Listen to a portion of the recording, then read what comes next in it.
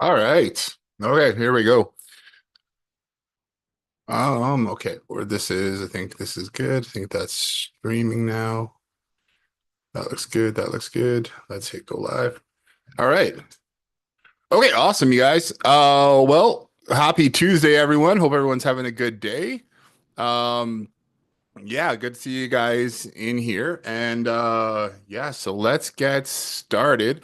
Anybody's has any questions or issues or anything that they're working through, let me know. I know there was one I know who was in here last week. It was I had it here on the on my list. I think it was it might have been KJ. Was in here last on Thursday. Or I might have just sent him a video, but I did notice one thing. So when we switched over, you guys might want to take a look if you guys are using the loyalty and reward system. If you guys we switched over the referral um workflow from checking to see if there were referral on the when they first get the coupon versus when they first redeem the coupon, there was a typo in there. So I did update the automation, but I'll show you guys what you can do. It's literally it's only in one spot and it was one little thing. But it does affect whether the referral gets the points get assigned or not.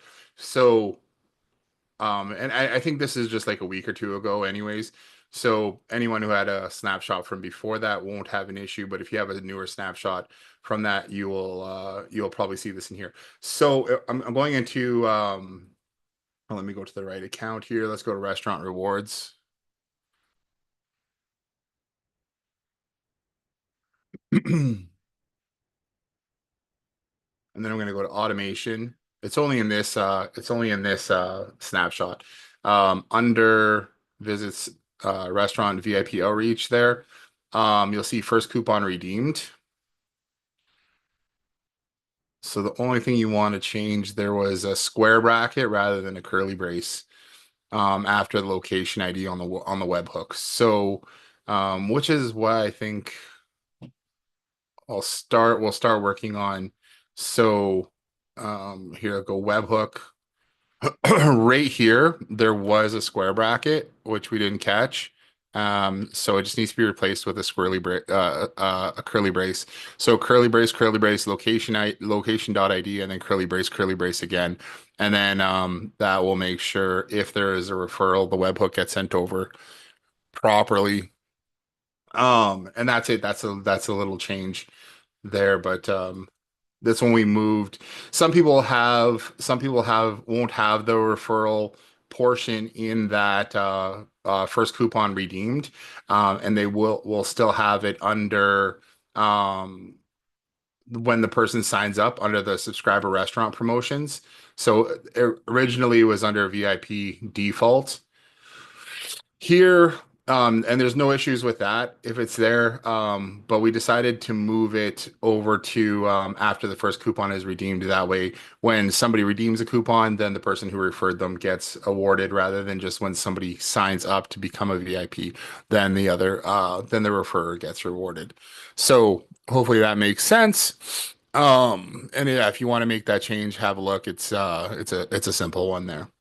So other than that, that's kind of my update for that. I think last Thursday maybe last Thursday I didn't really get to talk about um the VIP like the AI updates that we did to the rewards, the the review system. So maybe I'll just go over that really quickly right now too. And then if you guys have any questions about anything or if you guys are stumped on something, raise your hand and just post your question in chat. That way I know who to get to there. But let's go over this quick this update quickly as well. So I'm going to switch over to our Power Tools portal here. I'm going to go to Smart Reviews.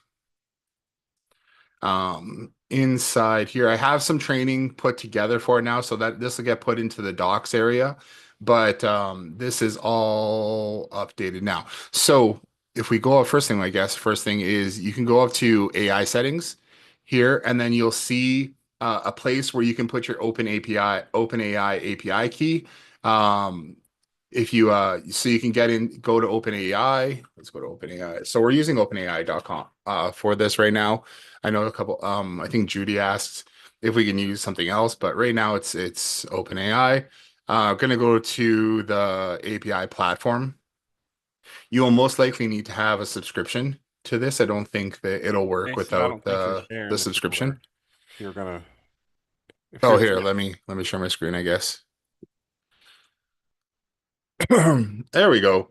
Okay, so I just went to OpenAI, login, API platform here, and then this is where you can go to pricing and you can sign up for maybe it's not pricing, but I think when you come in here you can set up what plan you're on. I don't remember exactly where you're supposed to go for that. It might be under uh do, do, do. Might be under account here. Um, not really sure. Um, billing projects. I think you can just add credits. So I think I added $20 credits or something like that in here. And yeah, I've only used like $9 or I've used 60 cents of it so far. But anyways, you can go to API keys.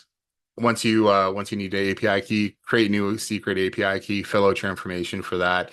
It'll give you the secret key, copy the secret key, come back over into your OpenAI connection here, and then paste it into here.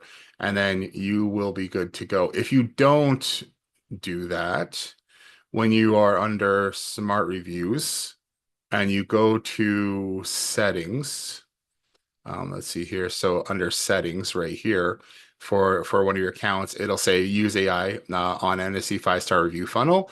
And then in red, it'll say you need to add an API key. And then it'll give you a link to where to go to add that API key. So if you don't see it.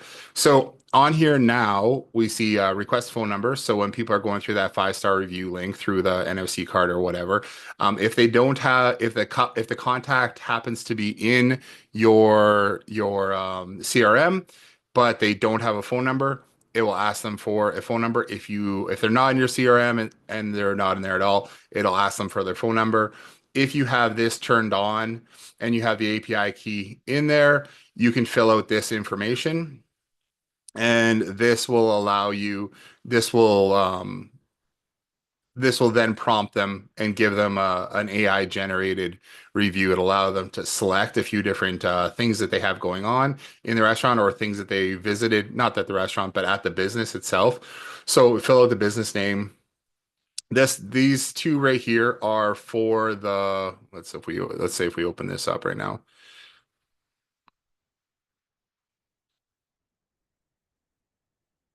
This here, so I'm on the wrong one.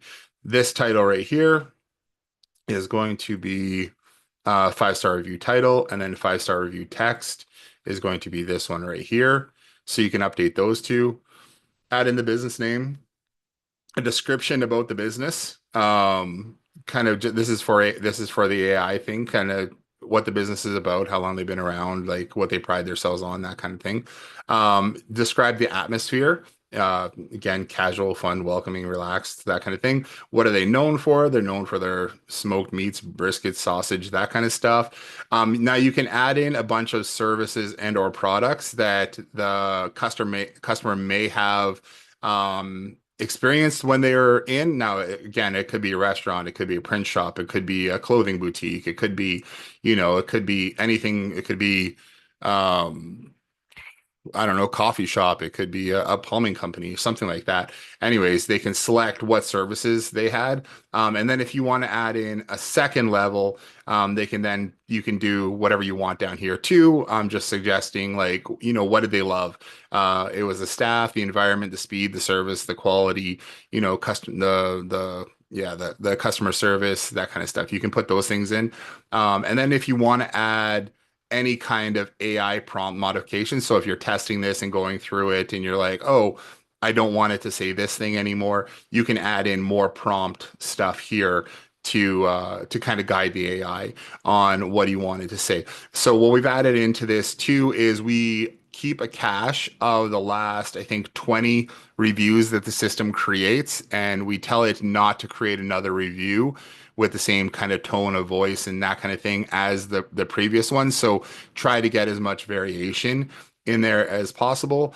So yeah, so fill this out, hit update, and then when you go through this whole process, it will then when you send customers here, it will then you can have the AI auto generation kind of thing going on. And then when they click copy and go to high level, it will or go to Google, it will uh, um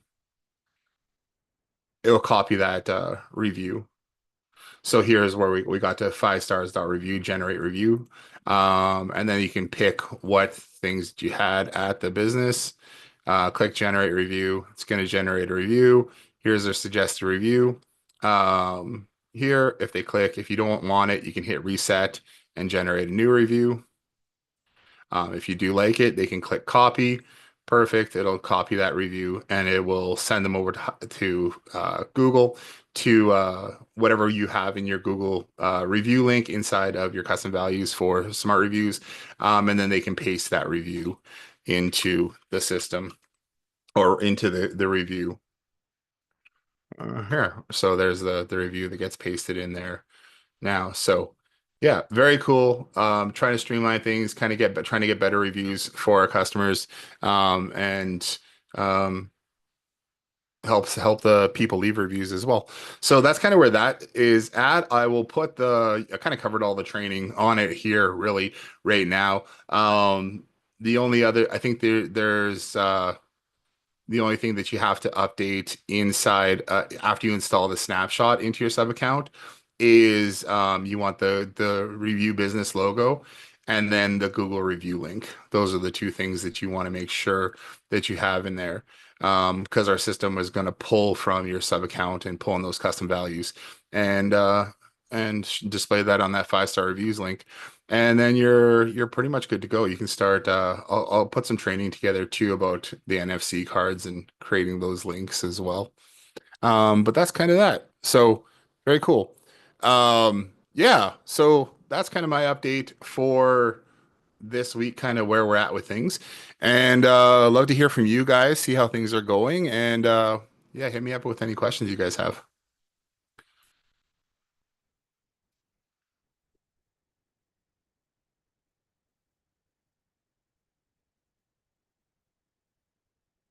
Does anybody have any questions?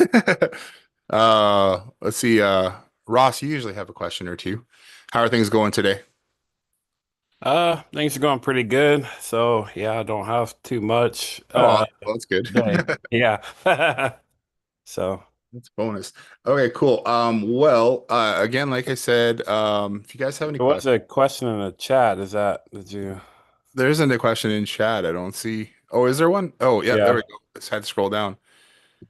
What is the best or recommended way to onboard a client? So, we use a form. Usually, what we do is we'll set up a form inside of. You can set it up inside a high level, but we use paper form. And the only reason why we use paper form is because through AppSumo, like 10 years ago, I got a lifetime deal for it, and I just have our all our paper forms set up in there. So a lot of times, what we'll do is we'll set up a form and then we'll send it over to a client just to get their initial information, so that we can set up their account and do things for them. I think it's paperform.co. Now we've got a couple onboarding forms that we use here, and it's just to kind of collect information from them. Then we go and we set up their sub accounts and start loading things in. Now I always recommend it's always a good idea to have a really good idea of what you're giving the client, too. So if you're setting up the reviews and loyalty and rewards and stuff like that, what are you setting up for them? And then for them, you want to also kind of have a conversation with them about what promotions and stuff that you want to have set up. So I do have here, I'll copy this link. I keep giving this one out. This is a quick start guide for loyalty and rewards. If you're setting that up, it's helpful. I just sent this to someone else this morning as well. This kind of like the checklist that I go through when we're setting things up and then testing. It looks like there's a lot of stuff in there, but really there's like 6 steps, seven, eight. Um, but these are things, some of these things are things that you need to do just when you're setting up your account anyways. So, there's that. You can follow that. But yeah, that's pretty much it. We're going to paper form. We get the customers to fill out an onboarding form, something similar to this. This is yeah, I mean this is an example here. We've got a video in there. This is a little bit different. But we collect their business information. And the nice thing about doing something like this is that you then get them to put everything into a PDF for you so that something like paper form is nice because they can fill it out. It'll go to save it to a PDF. You'll have the results there forever. You can send it off to your VAs or staff if you want. And then you also have something just to reference, so it'll email you and it'll email you the PDF once it's done as well. So this is where they can go and fill this out. We've used these things for years for onboarding clients, and this is kind of just like part of the system of getting, customers onboarded and set up. This is probably more accurate. We'll set up an account for you. Let's take a look at this one right here. Oh, that's the same thing. I don't know why we have two of those in there. But yeah, so like here's the thing, Big Studios client onboarding form, but that kind of thing. So do something like this. You can get them to go through, fill out this information. Um, we always collect the same information over and over again. And then I just like that it goes into a PDF. And then it gets updated for you. So there's that checklist. And then, I have, if you're just setting up promotions here, I've got another one that I'll put in here too. This is kind of like the restaurant kind of friendly version of setting up promotions because it's kind of white label. So you can share that or you can use that with your team or whatever it is. And then they can go through there and that's kind of like st walking you through in like a nice graphically or aesthetically pleasing um way to go. But I think really a lot of people have just gotten a lot of use just out of this, anyways. Even just which the checklist, and this is kind of what I reference when we're setting up. I mean, I have the whole thing memorized now, but I know some of our staff, our VAs, will still go through this and check it out to make sure they're doing things properly as they go through. If you have any other questions about onboarding. I will at some point get around to finishing up. We have a framework that we built for onboarding, and it's using the custom values updater, but it's not I just we ended up kind of not I'm not going to say abandoning it, but it's there's what am I going to say? There's just lots of variations, right? When you're setting up your account. So it's kind of, I have it set up as what I would say is like a framework for getting customers set up. So we have here is under sites, onboarding. We built this with, it's got 10 steps in it. And then each step you would put a form for information that you want the customer to fill out similar to that paper form. But now what you can do is you can have them save this information, or this information can, automatically update custom values for you as well as the customer is getting set up. Now you'll want to have this set up so that you have their sub account kind of started already. But then you can send them this and then have them go through and fill out this information. The cool thing about this is that we set it up with we set it up with reminders. So each one of these pages is like step one, step two, step three, step four, step five, all the way to 10. And if they finish, um, here's the first one. So this is where, they sign up or whatever. We're going to send them an email. Hey, go finish, go start your onboarding, that kind of thing. There. Step two is going to be their remind or this is the onboarding workflow. So they're going to get sent over to that page. They're going to get sent over to step one here. Once they fill out step one, it'll start going through here. It'll tag them and stuff, and then it'll know when they finish step one because they submitted the step one form. Then it will put them into a reminder sequence, and it'll send them an email, I think every second day, or you can set it for every single day, to remind them, hey, step one is done.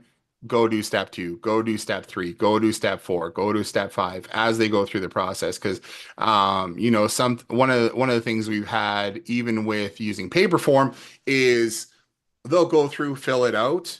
They don't have the information in front of them, so they stop filling it out, or they just leave half of it blank and then they submit it anyways. And you're like, well, you didn't send me half the information we need. And they're like, well, I didn't have it in front of me at the time. So this way, at least it will, if they don't have the information, they can just leave this step and then it'll remind them tomorrow, go fill out, go continue step two, go to continue step three. The cool thing about this too is with these ones, you can also just easily add in videos to tell them what they're filling out, and then you can connect this with either our custom values updater, or you can use the built-in high level custom values updater. Using ours is nice because then you keep this all in one sub account and you update other accounts, sub accounts from that one thing using our custom values. But if you guys want this snapshot as like a framework of onboarding and how you can use it, the automations are all there. You basically just need to go in and edit forms, update forms, and then customize it for your account. I don't have a whole lot of training on it, but yeah, basically you just need to create the forms and set them up. So I'll post a link to this in chat here as well. And then if you guys want to use that reviews on rewards onboarding form, I think that's the one. Share snapshot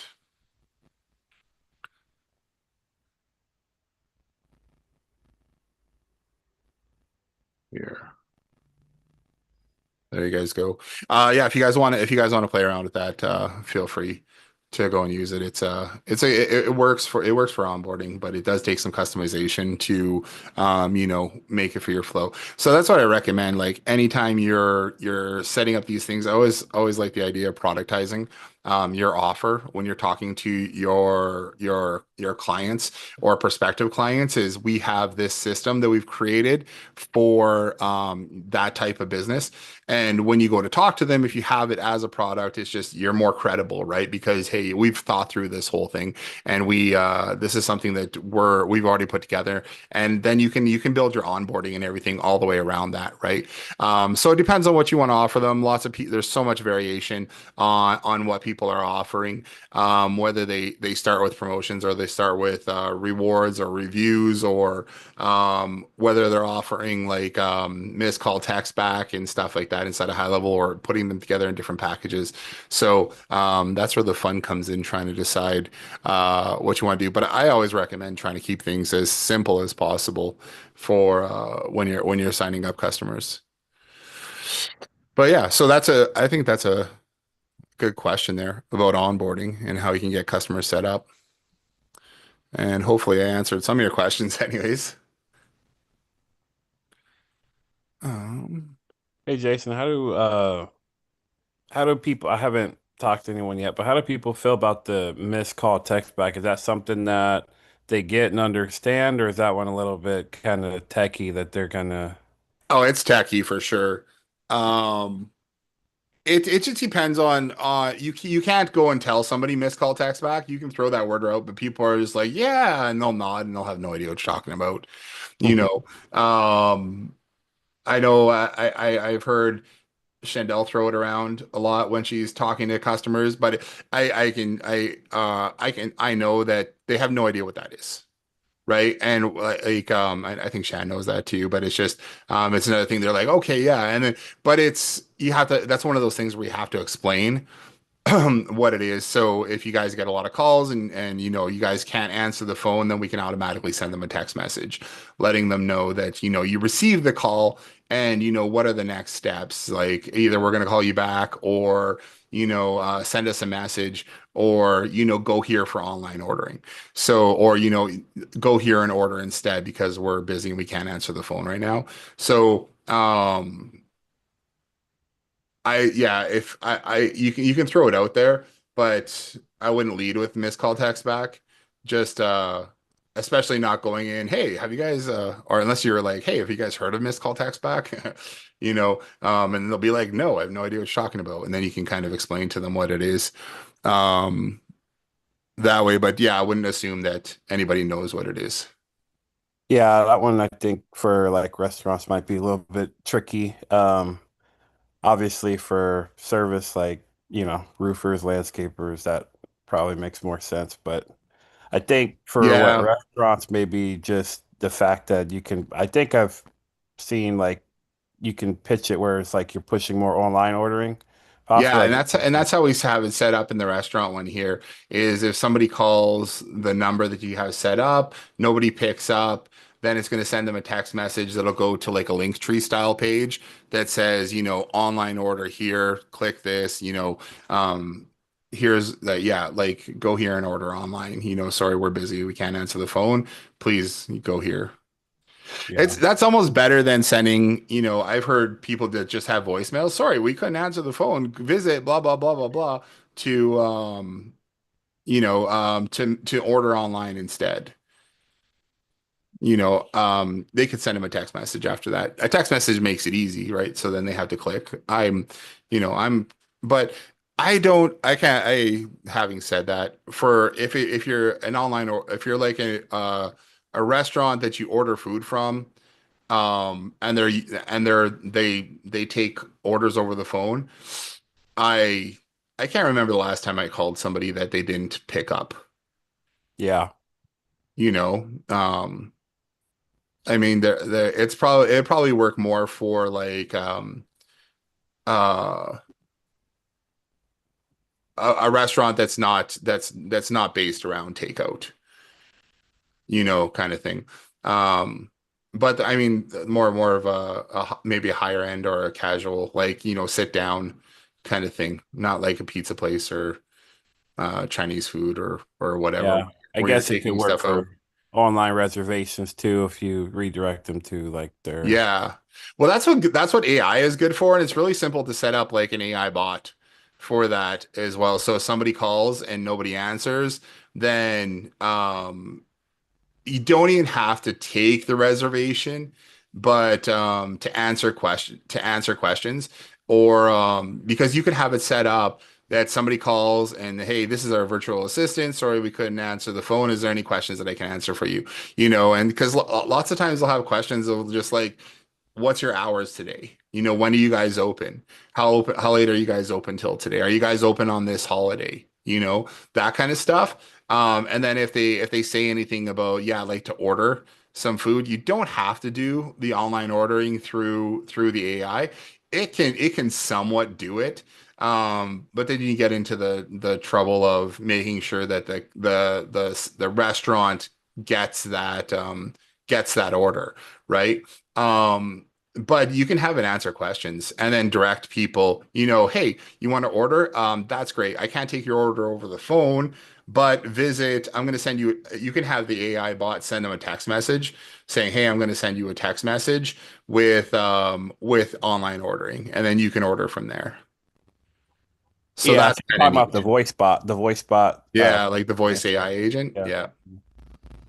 It's pretty neat. Yeah, I've seen people use that and set up a very simple online ordering bot from it. You just need to you're limited to how much information you can have in that uh in the like the prompt area for the agent, and then um you wouldn't be able it can do a very basic order, if the person knows exactly what they want, and that kind of stuff. It can work, but I don't think it has the ability to reach out to like outside information at this point yet, to be like, if you had a menu and prices and everything, um it can do that. You'd have to put the menu and the prices and all that kind of stuff directly in the prompt for it. Yeah, I So, think it I reads mean, websites, but yeah, I don't know if I would trust it.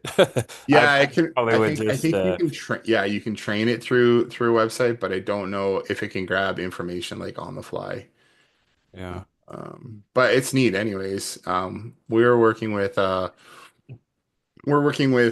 Thinker right now on a different project that we're working on for a client, and one of the interesting things we're doing with that, and it's still a little bit slow though, is the AI will answer, and then it collects the person's like address and everything, and then from collecting that address, then it does a pull from a different database that we have that will then find the closest type of business in their area to send them to. So we have a client that is essentially a distributor that has a bunch of stores that they work with, and then when the person calls in, then the AI will answer, collect their information, and say, "Hey, I'm getting," and then it's like, "Okay, perfect. I'm getting you in contact with company XYZ, which is in your hometown," kind of thing. So the only thing that I've noticed with that is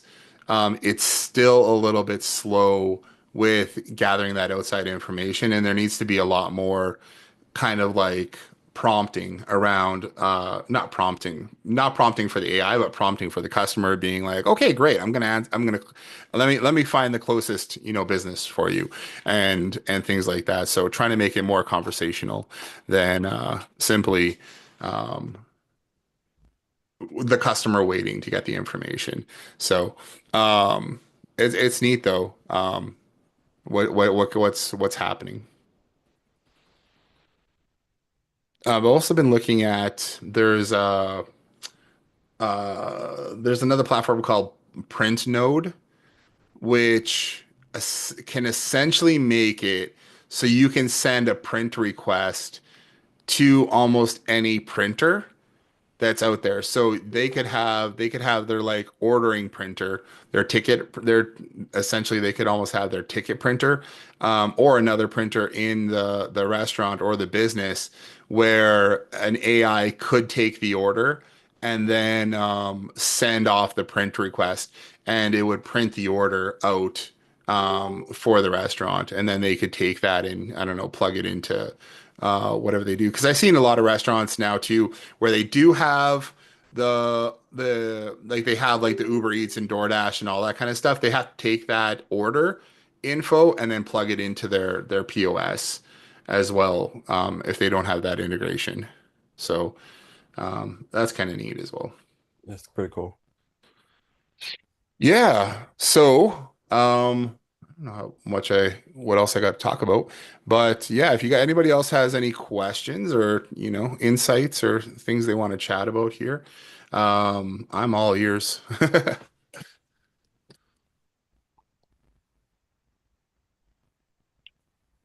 And so, it's oh wait, I had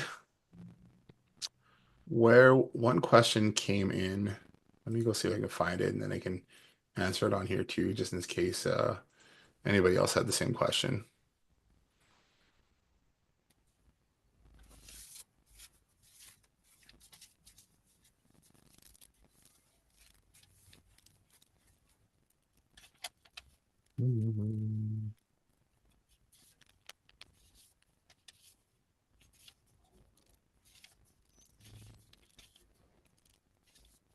Actually, Alan messaged in earlier today asking a question, but it was basically the same question that Ronak asked earlier. So it was just about onboarding and setting up a customer and what's the best way to go about that. So I sent the same kind of information over there. We talked about that one update um, with that.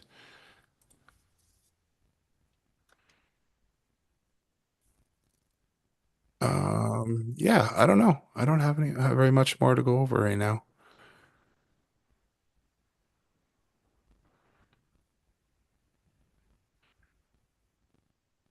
All right. Well, if that's kind of it, I don't have a whole lot to kind of share with you at the moment. So, maybe we'll wrap today up then, a little bit early. That's cool.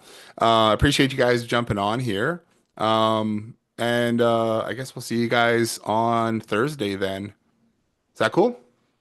That's good. All right, you guys have a great rest of your Tuesday, and we will see you guys.